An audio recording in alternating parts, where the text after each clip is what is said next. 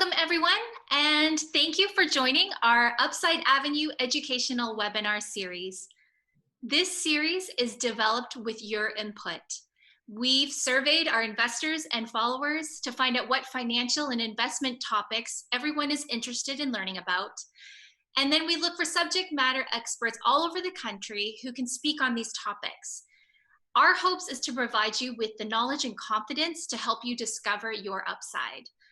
So watch your email for next month's webinar information, and we'll also be sharing it on Facebook, Twitter, LinkedIn, and now Instagram. So today's topic is a particularly sensitive one, and I can't think of anyone better who can address the financial impacts of divorce. He recently released a book, his new book called Money Management Mindset, a guide to help you prepare for the expected and unexpected. In 2019, he was named one of the top advisors nationwide by Financial Times. And this year, Forbes named him as a best in state wealth advisor in Texas. And when he's not helping his clients in his role as managing director of TCG Advisors, he's sharing his experiences with younger financial planners and spending time with his wife and daughters in Austin, Texas. So help me welcome Dennis Bielik. Dennis, welcome. Thank you for joining us. How are you doing? I'm doing good, doing good. Thank you for asking, by the way, and appreciate the introduction. Yeah, we're looking forward. It is a sensitive topic, and I know that you've had experiences dealing with this with your clients. So, I'll turn the time over to you. Well, I appreciate that. And, you're right in this fact that this can be a sensitive topic, just like others right now that we're going through as far as like health issues, different aspects of life. So, real quick, just kind of starting off with the book, what we talk about in the book, and I always find that this is a good kind of introduction to any topic that we discuss is, if everybody had played the board game of life, I always think that's kind of the best introduction to financial planning or life planning that's out there. And if you remember the board game of life, you start off at a point and either you can go to college or you can, start work right away. But eventually everybody goes to work, you choose your career, you end up buying a house. And if you remember, you can overpay for the big mansion right away, or you can kind of take that home that's like split in half, very, very cheap. That's like falling off of a cliff. But there's different points in life where you get married, you can have kids, you got to buy insurance. And if you remember going along the game of life, there's different points in that game that set you ahead where maybe you benefit from a certain stage in life or a certain step in the board game, or there's steps that set you back. And unfortunately, today we're talking about a crucial point in life that will cause people to have to take a step back. Typically when we're going through these kinds of topics like divorce, it's hard to really see a winning side in a divorce when it comes to finances. And so what we want to do is say, okay, if you are going through a divorce or have gone through it, but you don't understand what to do financially or how it can impact you, is what are some key things you can do to help get a grasp of where you're at, where you need to go, and how do you manage your life accordingly to this point.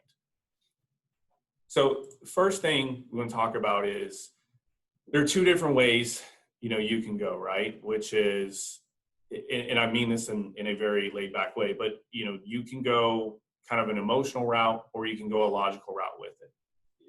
There's no way around it. Any topic like this can be very emotional. And, depending on what side you are of the divorce, it can lead you in a couple of different paths. But what we really try to do when we sit down with people going through this is we have to consider a logical approach to it. Doesn't matter who's right or wrong in this. Doesn't matter if it's happening, it's happening. How can we take a step back and look at it from an outside point of view and say, how can we make the best thing for you happen throughout the divorce? And a lot of times emotions control the divorce process, which can be the most costly part of it if you let it happen, which is you could allow a divorce to carry on. You could go after for more than what could be agreed upon very easily, which then increases your legal fees, increases your court costs, a lot of different things can add up to this point, which is why when you go through a divorce, most individuals only retain an average of 40 to 45% of their assets because of the fees, right? So the initial mindset is we go in, it's 50-50, and you look at what happens, and in most cases, if it's not amicable between the two spouses right away, when they start getting to the asset splitting point, because of fees, because of costs, and we'll talk about a risk that a lot of people have, which is lack of liquidity, is you end up giving 5 to 10% of your piece due to this process. And that's really what we try to help clients avoid is how can we get 50, maybe a little bit more, and we'll talk about ways you can do that, but how do we make sure we're not giving up a piece of our pie because of unnecessary things that maybe we could have avoided. And when you use this number, and we're talking about 10 to potentially 20% of what you would keep after divorce, when you look that you're giving up 10 or 20% to legal costs, to other fees, that unfortunately is not a great number, right? We don't want to end up with 80 or 90% of what we were expecting. We want to try to end up with 100%. That's the first goal there. But when we get to a divorce, what is the hardest thing that people do? Well, normally in a relationship, one person does the finances. I mean, very rarely do we ever find a relationship where people do finances together. And like I use, my relationship with my wife, for example, anytime I talk about the budget or budgeting, she calls that the B word at home. She doesn't call it's not a friendly conversation to talk about, hey, here's how much income we have, here's how much can go out. We need to make sure we budget this, we limit this. That's a hard discussion to have. And normally one person is in charge of it. Either way, whether you're in charge of it or you're not, this is the first thing you have to do because income and expenses will change irregardless. Whether you're the person who is the supporting spouse, if, for example, one of you works, your expenses are going to increase. It is what it is. And if you are the other spouse, your income may decrease. Now, if you both work, it can depend on who makes more money and what that situation looks like. But if you're having to pay solely for your bills, the place to live, those kind of aspects, unfortunately that will change. And as we go through these different steps and look at them, a T-chart, and we'll show you an example here on the balance sheet piece, but a T-chart will be your best friend for the budgeting piece, which is you need to know what your income is. You need to write down every single expense. And a lot of times where we see people make mistakes is they look at this as a one-time practice. And it's not a pass or fail, but it is an ongoing practice. And you need to run your budget like you would a business. You need to run your balance sheet like you would a business. And you need to run your investments and the other aspects of your plan like a business. And what I mean by that is you need to check it monthly. You need to see, did I spend more than what was coming in? And I know we talk about this in other aspects, but it's really important coming out of a divorce because this is a really big, important point in your life where you have to start over on the financial aspect, your financial plan. Even if you had one before, it has completely changed. And just like any business, if it's split into two, you've got to figure out where your business is and where it's going to go. So the first thing we encourage people to do is take a budget down, see what you think it'll be, but then you need to benchmark it by saying, how did we do this month? Did we overspend? Did we not spend enough? Can we save a little bit more? What are the things that are working well? What's not working well? And really have that conversation with yourself month to month. Once again, it's an evolving plan. Things will continue to change. One-time expenses will change. It's not going to be easy, but it is something that you have to do. The second step is you have to make sure you have a balance sheet going in. And the reason this is important is there's different assets that people will want in a divorce, as well as different debt that's going to impact a divorce as well. And whether it's your balance sheet going into a divorce or your balance sheet coming out of a divorce, you need to know what your assets are versus your debt. And if your debt outweighs your assets, once again, then we need to take a step back to budget and make sure that we have cash flow positive so we can start paying down that debt to make sure that we're increasing the asset side of the balance sheet. The other important thing, and a question we get all the time, is what is the biggest mistake you see people financially going into a divorce? And that is what we call liquidity. A lot of people, and I live in Texas. In Texas, people view a home as an asset, and maybe it can be that depending on how you invest in homes. But the problem is typically in a divorce, people don't want to live together afterwards. And a lot of times, if you are going to split 50-50 or 40-60 or however it works, 40-40, because you have too much in fees, a lot of marriages have most of their net worth tied into that home.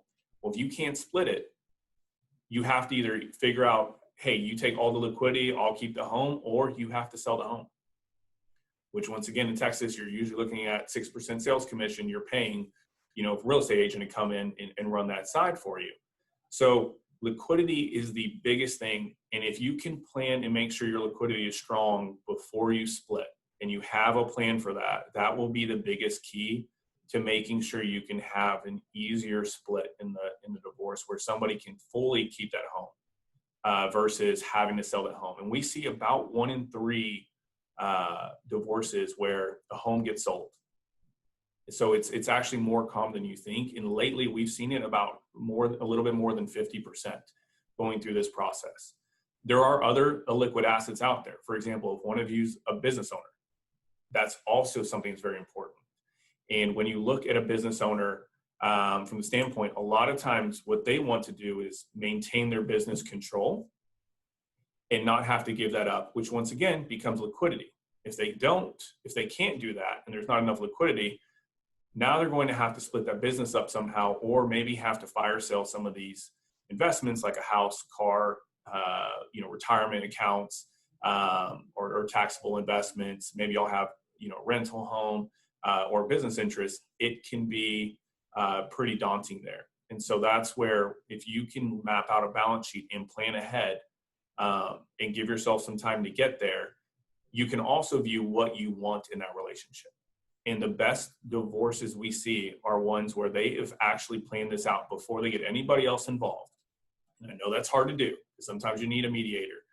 But if you can have somebody come in, or if you and your spouse can sit there and map out the balance sheet and map out, here's where we can agree upon, and you have the liquidity and you can build that up and start planning ahead, it makes it very easy to now have a 50-50 split once you bring, the legal aspect into it and keep it very, very short. And that's really what we want to get to. Now, once again, emotion takes control in a lot of these cases, but that's where eventually, we encourage people, do the balance sheet yourself on your side, approach the spouse about it, and hopefully you guys can come to a logical conclusion, not an emotional one, which allows you to leave with more of your pie rather than less. Now, a lot of the questions we get on the budgeting is, what's the easiest way to start a budget or start a balance sheet for you to look at? And when I was in accounting in college, my professor always said your best friend in accounting will be a T, which is a T chart. And where you look at this is, if you can go on a piece of paper or Microsoft Excel, for example, and we see people build out balance sheets or budgets all the time in Excel. I'm one of those people. But you simply just draw a line, and then you draw a line across. And what you can do is you can do your assets on one side, label them out, put the value, and then you can also do your debt on the other side. And once again, you put it kind of in negative numbers here, but it's good for you to do this. No matter where you are in your life, what stage you're at, this is something you should always do at least once a year on a balance sheet. Now, I encourage people to try to do this once a month, make sure nothing's changed. It's always good to update. Your mortgage has gone down. If you have credit card debt, you're paying it down. Your equity in your house has gone up. Your investments maybe have gone up or maybe have gone down. But continuing to update this allows you to see where you're at, and then allows you to help plan for where you're going. You can also use this T chart for budgeting. And that's where, once again, you can sit there, you can draw the T chart, you can put your income on this side, what's coming into you, and then also you can put your expenses on this side, what's going out. And this is where once again, you have to start here. You have to get to this point, because this is where you can see what life's going to be like in a divorce, after. And a lot of times we see people go through a divorce and they don't plan financially till afterwards. And, we see this a lot on the non-working spouse. They take the house and they'll give up the liquidity. They'll give up the investments. They'll give up the retirement account, because they don't want to move. They don't want to take the house, they don't want to give up the school district, whatever it may be. However, the problem is now they can't afford the house. And if they can, it's very little. And so we end up seeing a lot of people a couple years down the road having to sell a house that were in that 2 out of 3 that could keep it. A couple years down the road, they end up having to sell it, which is where I get to that 50 to 55% number that I mentioned before. And this is also where you need to look at, with the assets versus the debt, and then also my income versus expenses, what makes the most sense for me? Because if I can get the investments and start generating income off the investments, that helps supplement wherever we're going to be. And you may have to downsize the house, you may have to look at moving, but in a lot of cases, it can make a lot of sense to try and give up the house for the liquidity if the other spouse is willing to give it. So that's always something to consider. But if you are the non-working spouse, in a lot of cases, we see that people choose the house, they give up all the investments, and then they end up driving themselves more in debt versus the other way around. And that's what we want to help you avoid.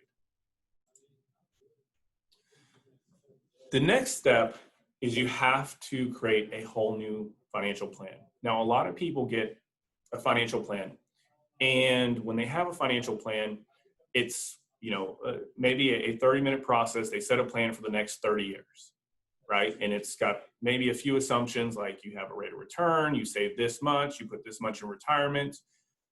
Well, it all has changed now, and you need to revisit that plan. And once again, that plan is going to change even after this, right? You may find another spouse. You may find somebody else who's a partner for you. You may go, if you're a non-working spouse, you may go back to work.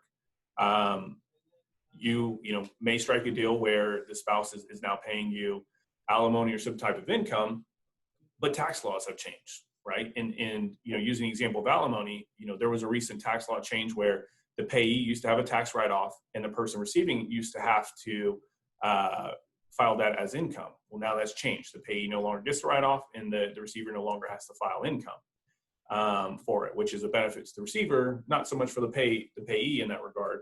But those things impact your financial plan, and why, once again, you have to treat it like a business, and you have to help live your plan. So not only do we encourage you to go through a planning process, even if you do it yourself, but you can't just do it, put it on the shelf, and visit 30 years later and say, man, I hope this worked. You have to look at it month to month, or at least once a year. And that's where we challenge everybody, is at least look at it at the end of the year, going into December. How did you do? Did the plan work? Is it underperforming? Is it outperforming? And maybe you can change some of the goals you have in life. But you need to revisit it at least once a year and make sure that you're living the plan to your desires and what you want. And if things change, like tax laws, maybe real estate laws have changed based on divorces, community property laws may have changed, whatever it may be, you have to make sure you live your plan going forward from this point on, and put everything else behind you. And that's the important thing of saying, hey, going through a divorce, it sucks, but at the end of the day, you're living a new life, and everything about you need to replan and revisit. Here are some of the examples of marital assets that we see, which are house, cars, boats, retirement plans, cash value life insurance policies, stocks, bonds, mutual funds, stock options, bank accounts. One of the things that is important is when you look at all of these assets you have, is now you also need to make sure your beneficiaries are updated. If you were emotional and you do not want your ex-spouse getting the assets, this is your time to change it and put your kids first. Or, if you don't have kids, put somebody else who you think, deserves, the assets that you were leaving with.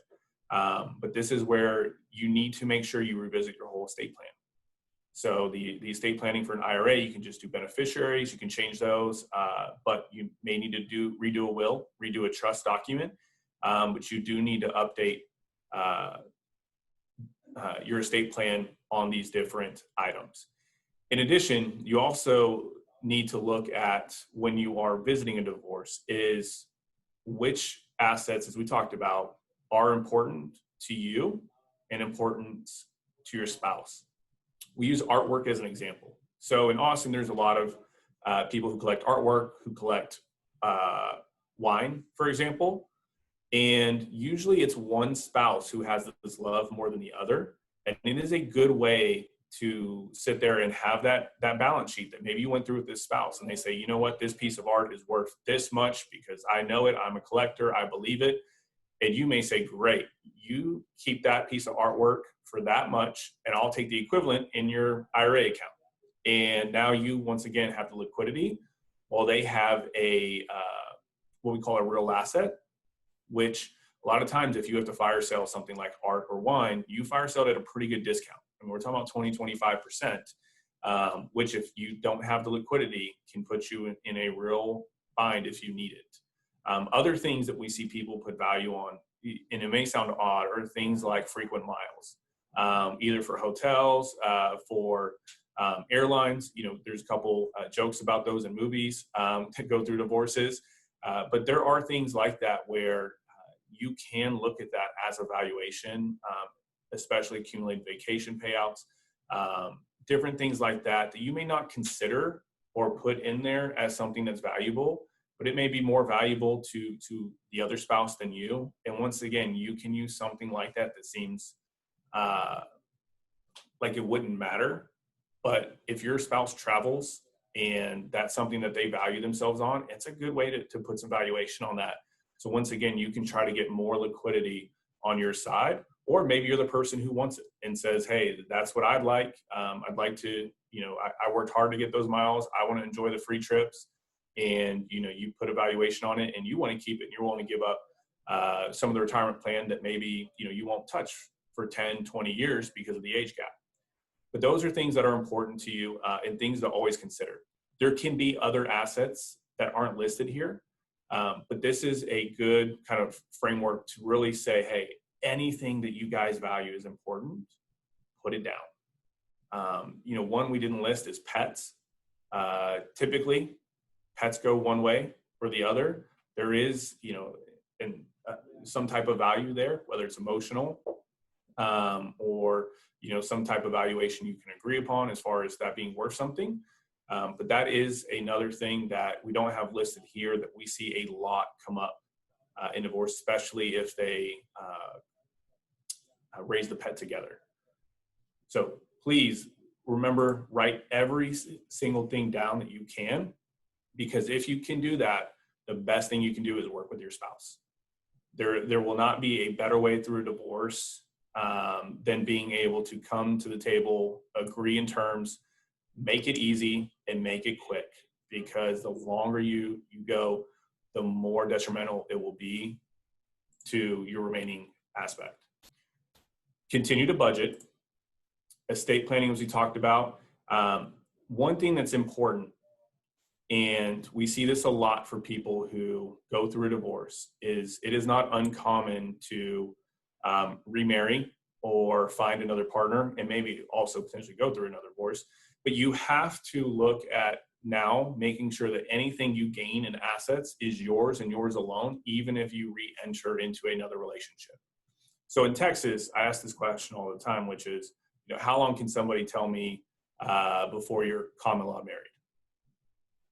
And most common answer I get is like 7 years, 5 years. Well, actually in Texas, there is no definition of time for common law marriage. It can just be simply that you cohabitated, which can be defined in any length of time really for cohabitation, and 2, that you put yourself out as married. And what I mean by that is you could sit there and go to a hotel or go to a wedding, and somebody may put you down, you and your guest, as Mr. or Mrs. Bielik in that example. Well, that person who is on the other side, if let's say you ended up in a bad breakup, for example, or something else, if you have not protected your assets, they can go, like in the state of Texas, for example, come after you from common law marriage. And unfortunately, there's no thing as common law divorce. So this is another important aspect where, especially if you have children, you want to make sure that if you are going to have any type of relationship going forward, that anything you get out of the divorce, you revisit your estate planning and you make sure that your assets are protected just for you and just for your kids, and you're not giving it up accidentally to a co-spouse. Now, there are different states too where, Louisiana and Texas are very good examples of this, where real estate becomes even more intriguing. And I use the example because it's a new law in Texas where you may have, once again, the second person may be the love of your life. And you guys go in and you buy a home 50-50. And whether you're married or common law married, doesn't matter in this regard. Well, if something happens to you and you have not done your estate planning or done any estate planning in this regard, what happens, let's say that second spouse ends up passing away. Well, 50% of the home actually will default go to their kids, just like your 50% would. It will actually go to your kids, not to your actual spouse. And what happens is sometimes those relationships are really good with the second marriage's kids, and sometimes it's not. But you need to make sure you plan for that in case, because we see a lot of situations where people have gone through a divorce, have either remarried or joined into another relationship, and real estate becomes very, very tricky, especially when you're living in it. And you don't want your kids or the other spouse's kids to force the house to be sold when the person or you plan on living in it for the rest of your life. So there are unique things like that. Once again, we encourage you to not feel like you have to do this on your own, but obviously go get help in this regard. But this is an important thing where now with the divorce, estate planning becomes more complicated. It does not become easier. And so revisiting that, making sure you kind of plan out different parts of your life, whether you plan to re-enter a marriage or re-enter a relationship as your kids grow, or you plan to have kids, maybe from having a first kid from a different marriage and a second kid from another marriage. Those things complicated. And so you got to make sure you're protecting your interest as well as what you want the assets to do after you pass. Investments, we really want to visit the balance sheet on the investment piece to say, okay, where are we at with the investments? What am I getting from the investments? And once again, am I the one who managed these investments before? Because if not, now I need to learn, because nobody's going to be doing it for me. Yes, you can go hire an advisor, but you still want to make sure you know that advisor is a good advisor. They're a fiduciary. They'll do, they're legally obligated to do what's in my best interest. And they're actually a good person and will do what's in my best interest, right? You want to make sure that you know what to look for, that you're finding the right person. And this is where a lot of people struggle, because now a lot of spouses don't manage the investments, or maybe the advisor had a better relationship with one of these spouses than the other spouse. And if you're not the one who had that relationship with the advisor and you don't know how they were selected, you may not want to keep your investments there with that same advisor. If your husband or wife is continuing to work with them, you may, get nervous or want complete separation. So what we do is we encourage people to look, and I'm actually going to skip a page here real quick. This is a very good neutral book. Obviously, I think, there's several good books out there, including the one that I wrote, but this is a great introduction to looking for an advisor. It's 90 pages. You can read it very easily in a weekend. It talks about a fiduciary, talks about simple ways to invest, not get complicated, not get into a bad product. This is something I highly encourage people to look at. It's called The Investment Answer. It's written by Daniel Goldie. It's a great book. I actually give this book to new employees or new advisors, that we bring out of financial planning programs in colleges, or who we're promoting within.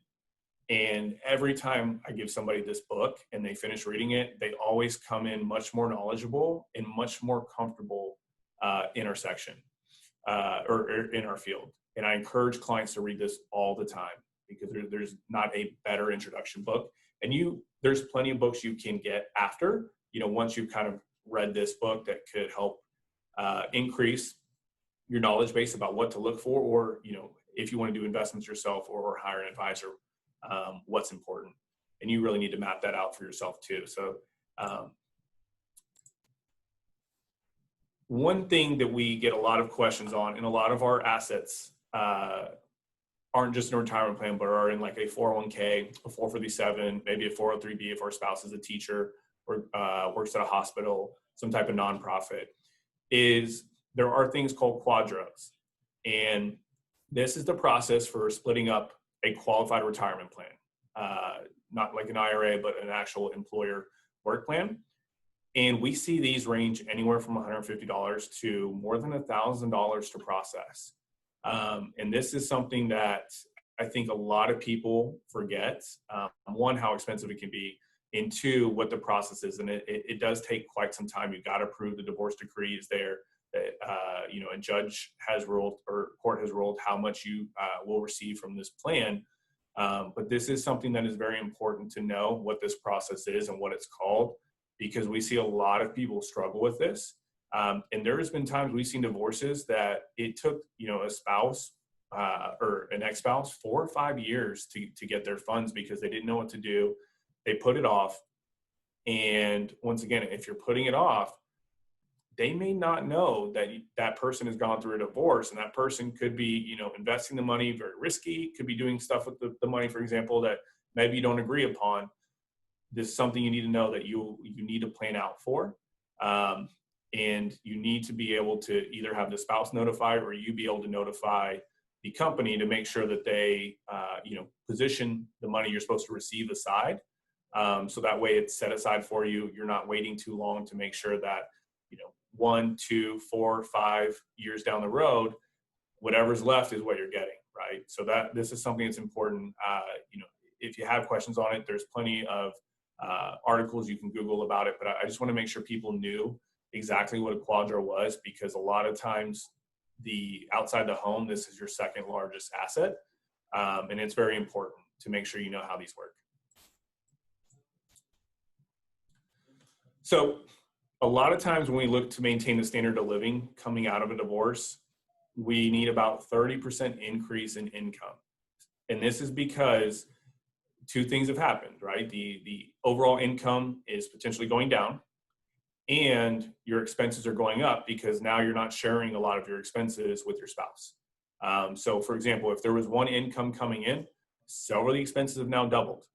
Or, if there was two people and you were alternating to take care of the kids when you're both together, and now maybe something has happened going through the divorce, and now you got to pay for childcare or additional support. Several different things can cause the expenses to go up, but you have to know that a lot of times we see people having to go back to work if they're not fortunate enough to have done this later in life where assets are a lot higher, that you will need to find a way to make sure the income is increasing or you're managing expenses appropriately. So a question we get a lot is, well, statistically, or what do you see that affects women maybe differently than men, or how do you see kind of the different roles there? And I hate putting a gender by it, but a lot of times what happens is the mother typically gets the children more often than the husband. It's just statistically what happens. And there's still, more husbands making, 80% of the income or more for a household than not. Now we're seeing that obviously change and evolve. But those are questions we get a lot. So typically I like to view this as more of who's the main working spouse or main income receiver. But there are some things that are important, which is, you need to know, if you're a non-working person or a working person, is how much money do you contribute to the family income before the divorce? And what is your ability and willingness of the former husband to make child support or alimony payments? Because, if you are the person who makes the majority of the money and you end up with the children, you may not be getting as much as you think. And that is something that's important to know. And a lot of times we see this kind of negatively affect women more than it would actually benefit them in this regard if that's what happens. In addition, we see 1 in 5 women fall into poverty. 1 in 4 women lose their health insurance for a period because they're non-working. If you're able to go on COBRA, typically it's only 18 months that you're on that before you got to find some other type of program. If the ex-spouse can't keep it on you and the kids on their health insurance. We see 1 in 3 women with children that owned a home lose their homes once again. And this is initially, we're not talking about over a couple years.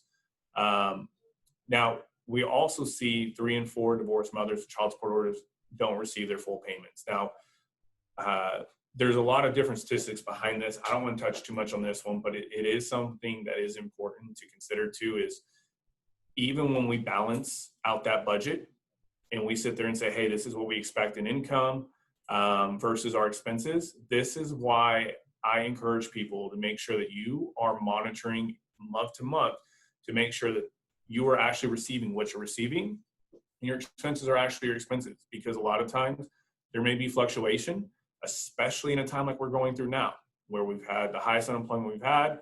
A lot of people are furloughed or have taken a cut in their income, and what you expected coming into this year may not be what you're getting now.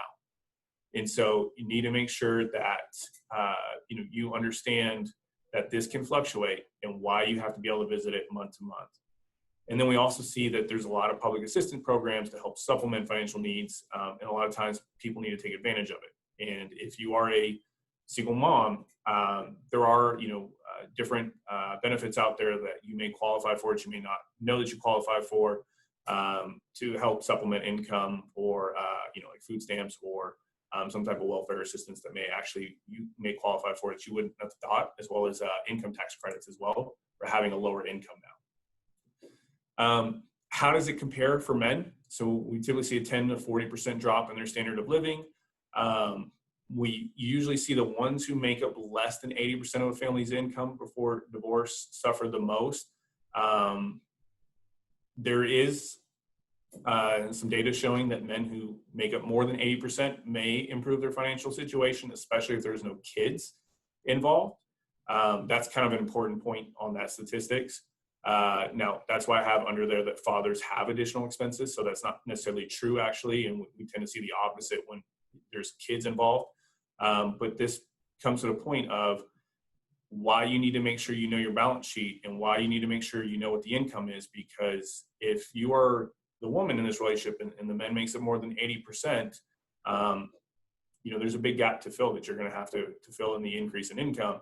And from the gentleman's side, once again, you have kids or other aspects to it, and you're not making, 80% of the money, then you also have to plan ahead, because you are a pretty big risk of suffering, negatively from a divorce. And then we typically see the earnings, kind of garnished by the state, because once again, most of the time, men do not end up with the children, do not end up with the family. So, as far as being governed by the state. So there are important things here. We get questions on this all the time. There are obviously other things that kind of are differentiate between the two. But if you have anything else that you have questions on, once again, we're here to help and provide any advice we can. Perfect. Thank you, Dennis. Go ahead, everyone. And if you have additional questions for Dennis, we'll spend a few minutes addressing them.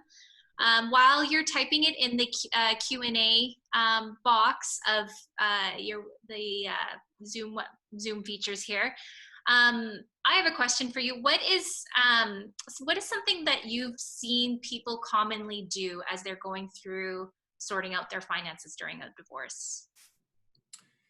Yeah. So typically what we see is, once and again, when people go through finances a lot, or go through like the balance sheet, we see a lot of emotional attachment, usually to 1 or 2 of the assets from typically one side.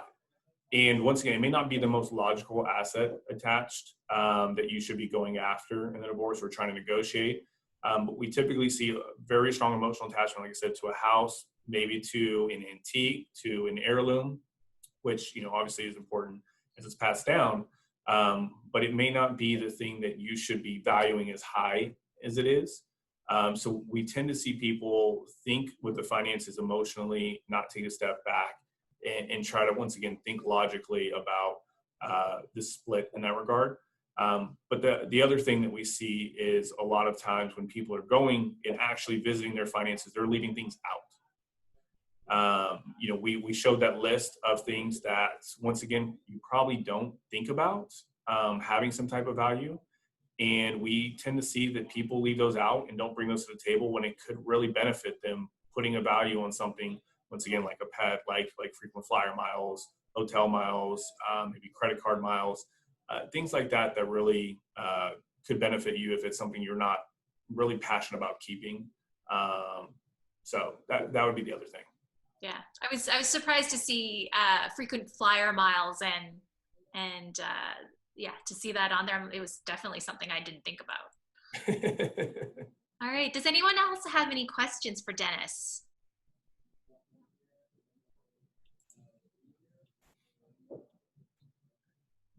Give me a second here. Well, Dennis, do you have any last thoughts before we end this session today? Yeah, what I would encourage people, if there's something, once again, either you're helping people through, actually, it looks like we have a question here. Have you ever thought to bring a loan officer on your team to make things less stressful on divorce?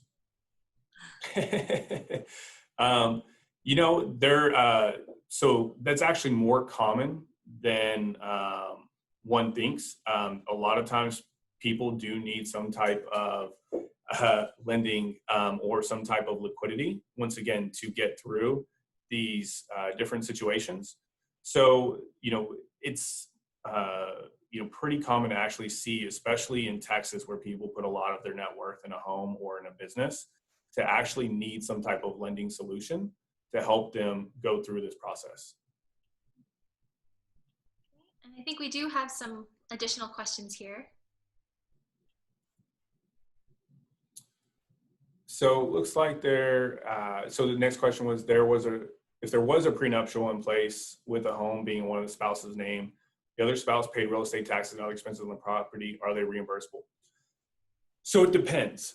But what I would tell you is, if you are not on the deed, but you are contributing, what we consider building a cost basis in a property, you need to save the receipts. So anything you do, even if you're a homeowner yourself, right, you should always be saving, especially if it's a rental property or something, you should always be saving receipts to show that, once again, it's potentially a co-owned property, especially community property state, that maybe you're not on the deed, but you actually have some claim to it. So you actually, if you just go after real estate taxes or other expenses on the property as reimbursable, you may actually not see that you may have a claim to the asset, even if there is a prenup on it. Because, once again, if you're coexisting in it and you're contributing to it, some states have unique rules on that. But it really depends on the agreement in it. But a lot of times we see, if it is reimbursable, the spouse comes out with the receipts. They know exactly what they contributed to, and once again, they put a value on that. And so if you have put in $20,000 to the house, we have seen people be able to go out and claim that as, hey, this is a $20,000 value that I should receive as part of negotiating the split. Great questions. Anything else from anyone else?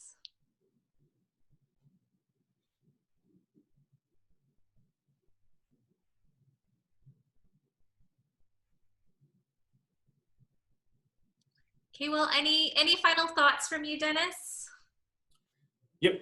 As I was saying before, once again, the best thing you can do during this, whether you're somebody who's helping people going through a divorce or experiencing it yourself, is, please educate them on the importance of taking the emotion out of it, putting the logical side on it, and once again, use the T-charts. Make the T-charts your friend, and know what's important to you from an asset standpoint, not just now, but going forward in the future. And that's where, once again, we encourage you to make sure, if you need outside help, get the outside help to make sure that you make the best decision, not just for you now, but also for you in the future. Perfect. Thank you. Thank you, Dennis, for addressing a very sensitive topic for our listeners. And thank you to our listeners for joining us. If you'd like to contact Dennis, if he wants to go to the next slide here, will share his contact information. So feel free to contact him. Oh, it looks like we do have one other question that popped up. Did you want to address that, Dennis, before we wrap up? So so the question is a parent passed away a while ago and split the money between my spouse and myself in the Roth IRA accounts. Not you can count back, but if it comes up, is that an option? So that's unique in the sense that we don't typically see that happen. As far as an inheritance, usually the inheritance comes in just, your name as a child. Usually we see this discussion between children, not that like co-own a business or co-own some real estate together, and are going through like a business split. This one is a unique one that I'd have to visit one off to understand why the Roth IRA was split, to determine as far as if it comes up, is that an option? Different states are going to view any inheritance a little bit differently, so it's really going to depend on the state as well as the situation that caused it. But that is a good one that, once again, I would seek advice on, potentially from a legal expert on that one. Perfect. Thank you. Well, thank you again, Dennis. You are definitely very knowledgeable in this topic, and I hope our listeners take advantage of rewatching this recording when we send it out for helpful information, as well as possibly reaching out to you. Your contact information is on the screen here. For our listeners, let us know if this content is very helpful to you. And if you have any suggestions on other financial or investment topics that you'd like us to cover, please let us know in the short survey at the end of today's session. We'll go out and find subject matter experts like Dennis who can speak on these topics that you're interested in, because at Upside Avenue, we're committed to helping you live your upside. Watch your email for next month's webinar, and follow us on Facebook, Twitter, LinkedIn, and now Instagram for the latest industry news and insights. Discover your upside with Upside Avenue. Through our public non-traded REIT, you can enjoy the benefits of real estate investing for as little as $2,000. And you can visit upsideavenue.com or send us an email or call us if you have any questions. Thank you again, Dennis. Thank you again for joining us. Thank you, listeners. And stay safe, and we will see you next time. Thank you all. I appreciate it. Thank you, everyone. Bye now.